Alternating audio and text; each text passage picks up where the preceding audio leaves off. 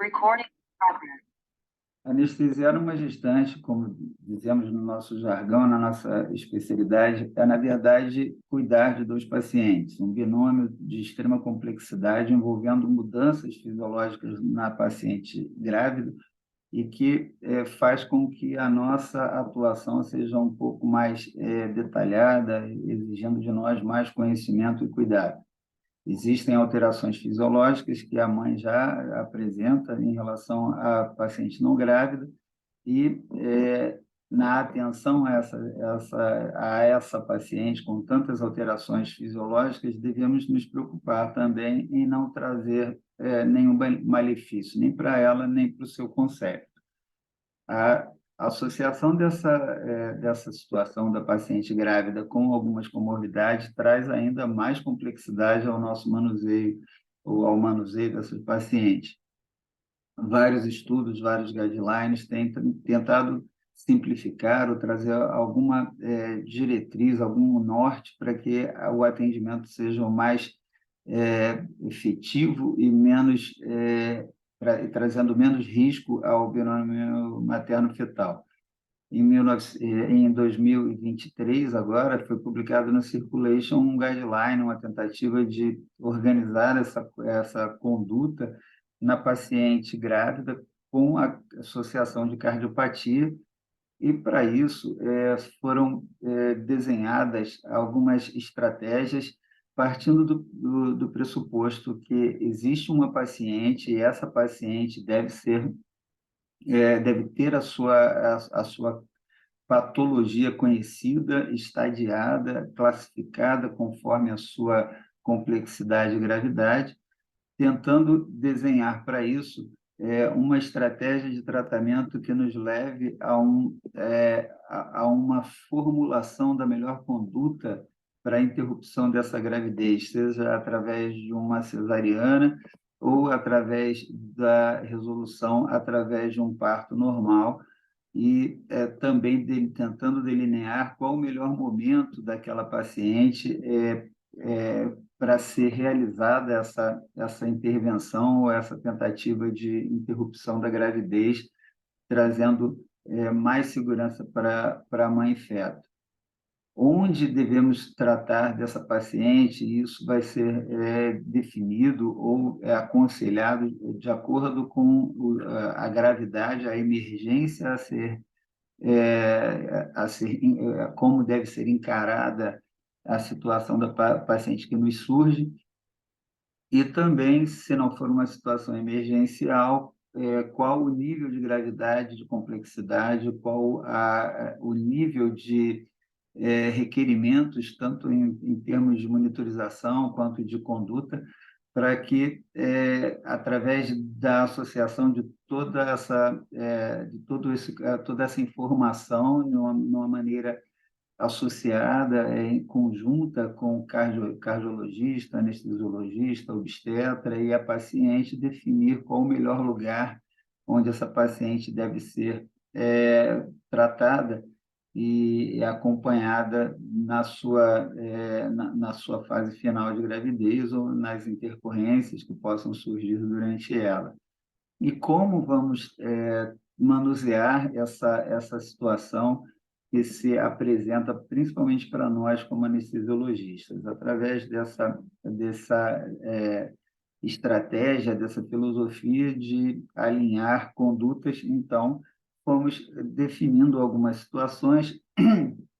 e definindo qual o tipo de paciente que está se apresentando. Sabemos que há uma mortalidade maior nas pacientes com hipertensão pulmonar, portanto, paciente cardiopata com hipertensão pulmonar já deve ser uma paciente que deve ser indicada para tratamento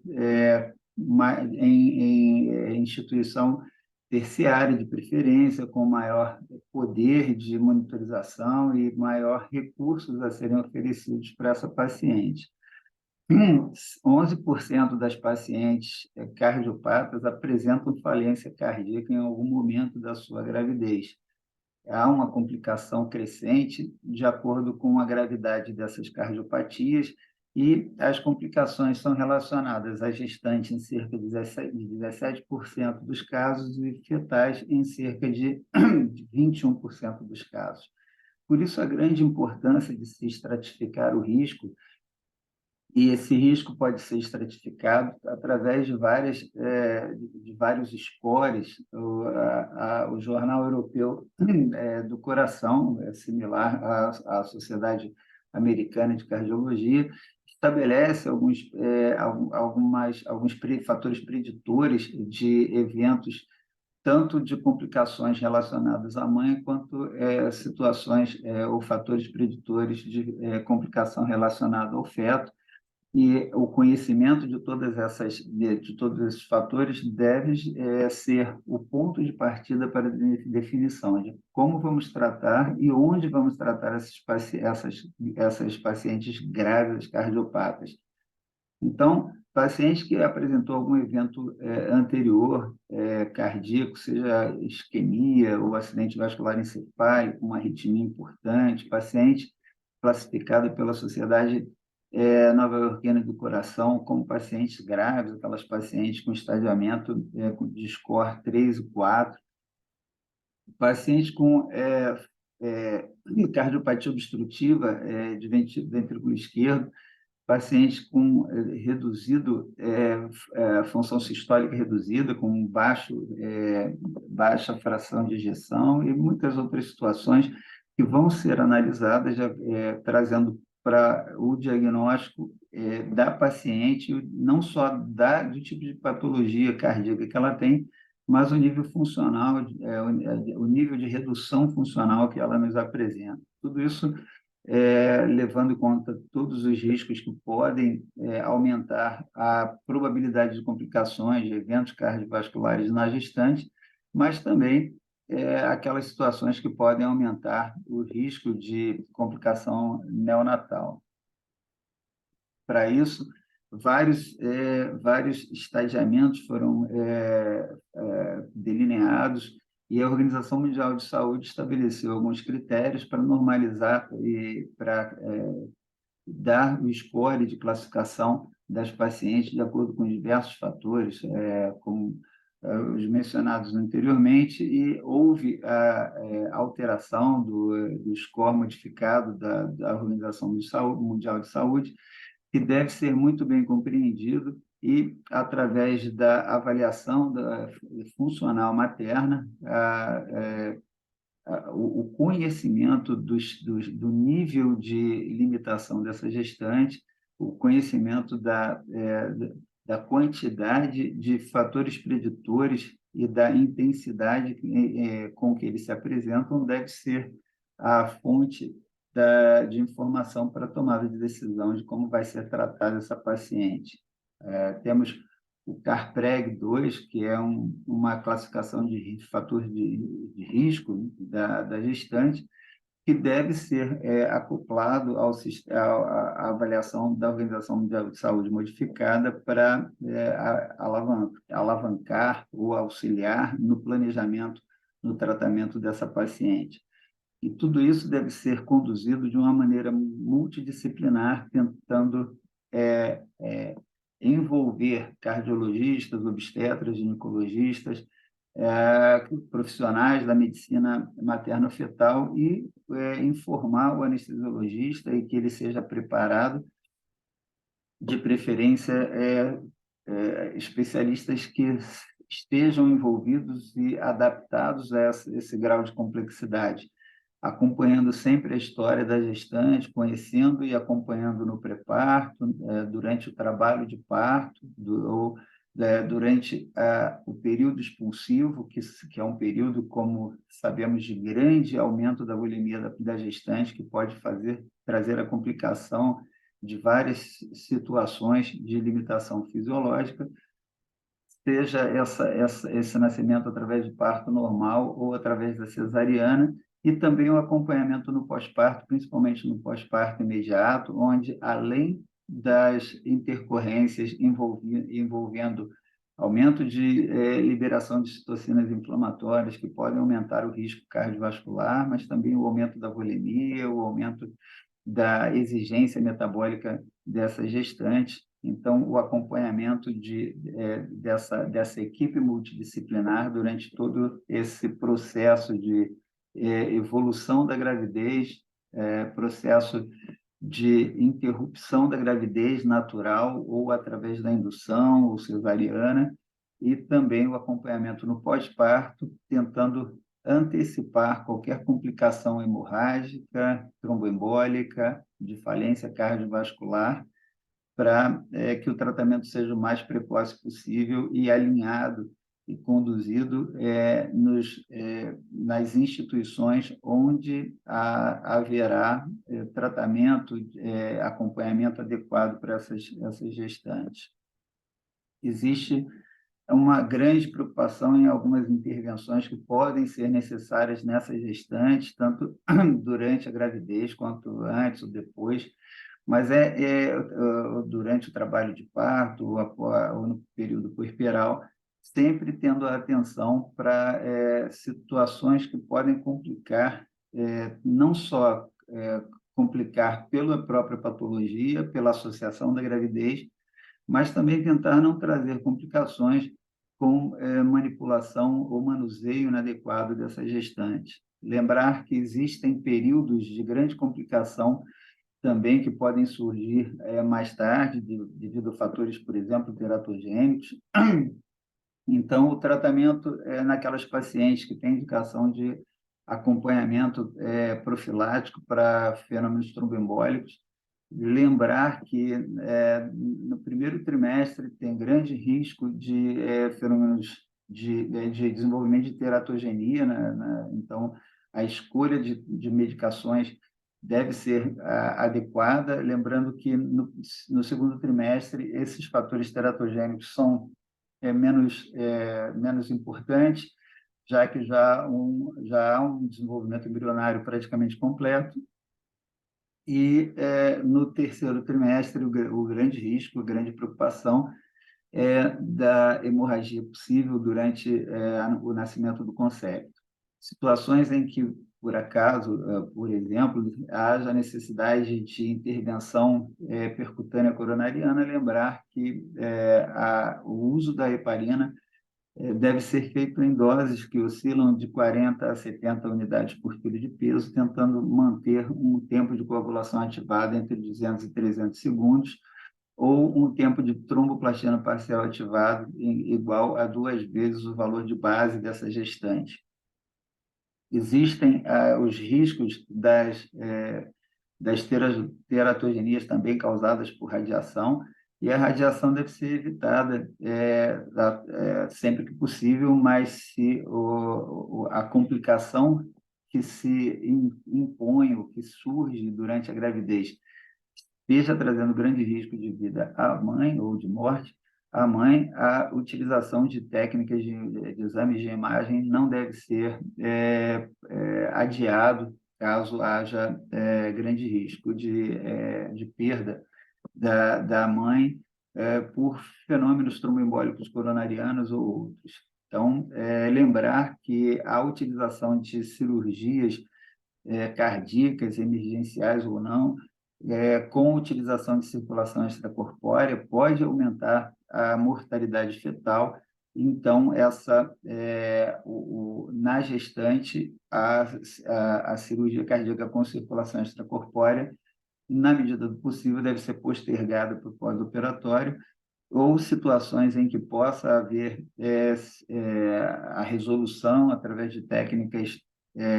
endovasculares, sem a necessidade de cirurgia aberta, essa seria uma escolha mais adequada. Mesmo na gestante, situações em que a resolução percutânea se faça impossível, mas a paciente apresente descompensação hemodinâmica severa, arritmias severas, muitas vezes a trombólise é o caminho, e como da mesma forma que na paciente não grávida, na falta da possibilidade da realização da intervenção percutânea, a trombólise em situações de grande risco deve ser realizada embora haja o risco de hemorragia, de descolamento de placenta, entre outros. E essa é uma decisão que deve ser compartilhada com a equipe e com a gestante. Algumas pacientes que apresentam grandes complicações cardíacas, apesar do parto normal ainda ser o padrão ouro,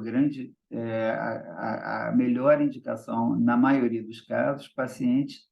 com grande diminuição da função cardiovascular, pacientes com doenças orovalvulares severas, pacientes que possam descompensar facilmente durante manobra de Valsalva, para o nascimento do concepto através do parto normal, ou que apresentem grandes riscos de entrar em trabalho de parto e haver a autotransfusão em cada contração uterina que se apresente. Aquelas pacientes que apresentam disfunção muito severa, a inversão da indicação ao invés de parto normal, que é o melhor na maioria das situações, mas nessas pacientes com diminuição importante da função, a anestesia, o parto cesariana deve ser a primeira escolha. Lembrar que durante a manobra de Valsalva, a força que é imposta através da prensa abdominal da mãe provoca um grande aumento da pressão média aórtica e uma diminuição da frequência cardíaca associada devido ao estímulo dos receptores. Isso no primeiro estágio, e no segundo estágio começa a ter regressão dessas alterações, aquela pressão aórtica que aumentou associada àquela frequência cardíaca, então começa por diminuição do retorno venoso, já que a manobra de Valsalva, no primeiro momento, impulsiona o volume sanguíneo da circulação pulmonar para frente, isso que causa o grande aumento da pressão aórtica, mas mantém durante essa manobra de Valsalva o aprisionamento naquela circulação, impedindo que haja a próxima chegada do retorno venoso ao coração esquerdo. Então, enquanto no início você espreme a circulação pulmonar, você, na fase 2, você impede que haja progressão da circulação que vem do ventrículo direito em direção ao coração esquerdo. Então, começa na fase 2 a redução da pressão arterial e a frequência cardíaca volta a aumentar novamente. Então, em pacientes que apresentam grande diminuição da reserva fisiológica ou pacientes que apresentam a doença da artéria aorta, como aneurisma, dissecante ou não, qualquer doença importante que possa aumentar o risco de ruptura, então a manobra de Valsalva estaria contraindicada, seria uma das indicações de cesariana, e essa decisão também sempre compartilhada entre a equipe multidisciplinar e a paciente. Então, lembrar sempre que a paciente de grande complexidade, principalmente pacientes com pressão pulmonar aumentada, são pacientes que devem ser encaminhadas para serviços de recursos mais avançados que possam aplicar resoluções imediatas com recursos de procedimentos invasivos, inclusive. Aqui o exemplo de algumas complicações que podem ocorrer devido à doença da artéria aorta, porque há um enfraquecimento da parede nos aneurismas e o aumento da pressão, então, da aorta pode, durante a manobra de Valsalva, levar a essa ruptura com grande risco de morte aguda, de morte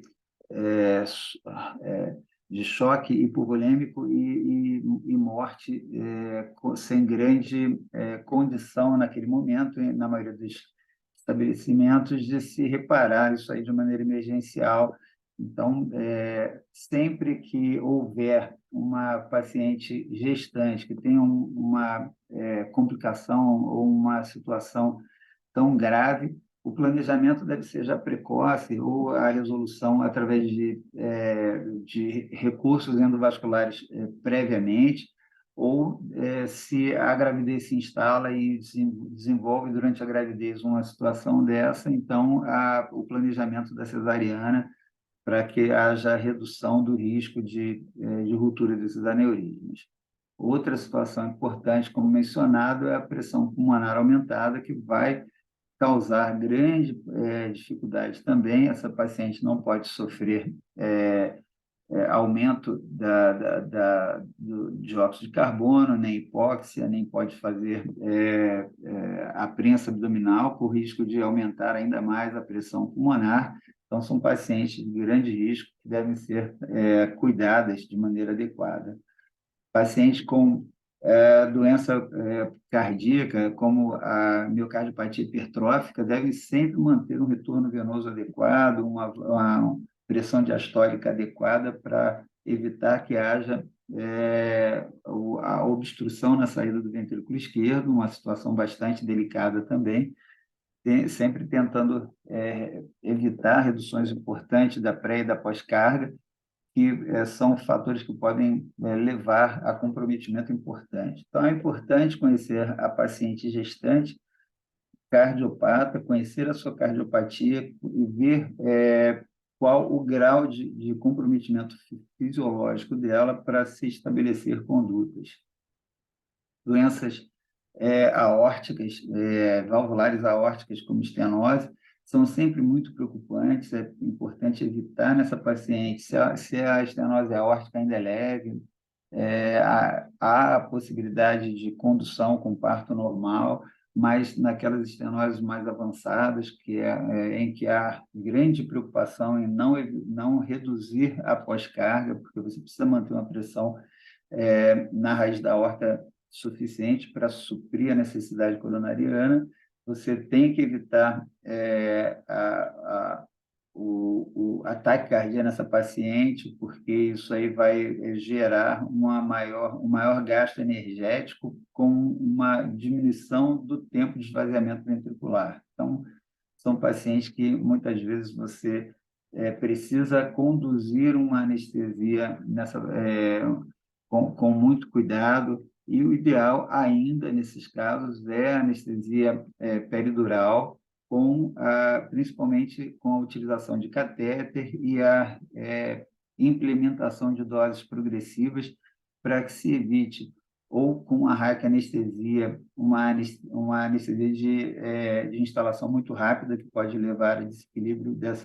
por falta de tempo de acomodação, de adaptação fisiológica à mudança hemodinâmica. Então, é importante que a anestesia seja uma anestesia de instalação progressiva, lenta e titulada, para que se evite também extensão excessiva da anestesia com comprometimento hemodinâmico, diminuição importante do retorno venoso e diminuição importante da pós-carga, que pode levar à descompensação dessas pacientes. Em algumas situações, a anestesia peridural ou a anestesia do neuroeixo fica comprometida, como naquelas pacientes que chegam recebendo anticoagulantes ou antiplaquetários e que não tiveram tempo hábil pela emergência que se instalou de suspensão para preparo adequado, para que haja tempo seguro de utilização das técnicas neuroaxiais. Então, há que se tentar fazer a anestesia geral de uma maneira segura nessa paciente. A cesariana, ela acaba entrando como indicação, como foi dito anteriormente, no lugar do parto normal, que é o que seria o mais indicado, o mais aconselhado na maioria das situações, mas em algumas situações há um elevado risco de comprometimento hemodinâmico, como, por exemplo, na lesão aórtica grave, na paciente com instabilidade hemodinâmica importante, que não vai tolerar mais queda de pressão arterial, por exemplo, situações em que, eventualmente, se programe uma valvuloplastia na paciente para que ela, durante a retirada do feto, ela encontre-se no melhor momento fisiológico ou no melhor momento da sua patologia, e naquela paciente que precise de algum grau de intervenção para suporte circulatório mecânico. Então, existem essas situações, e também na paciente que vem recebendo o antiplaquetário ou o anticoagulante, como foi mencionado anteriormente. Então, é preciso conhecer a paciente e saber o que você vai planejar para a resolução do quadro dela. Bom, terminamos aqui a primeira parte, delineando o planejamento do manuseio de uma paciente gestante com cardiopatia, que vem ser nossa paciente que a gente tem que planejar uma anestesia para ela, e as nuances vão continuar nos próximos. A evolução de complexidade, a evolução do fluxograma de planejamento vai continuar nos próximos slides. Muito obrigado pela atenção. Quem gostou, compartilha, deem um like, muito obrigado.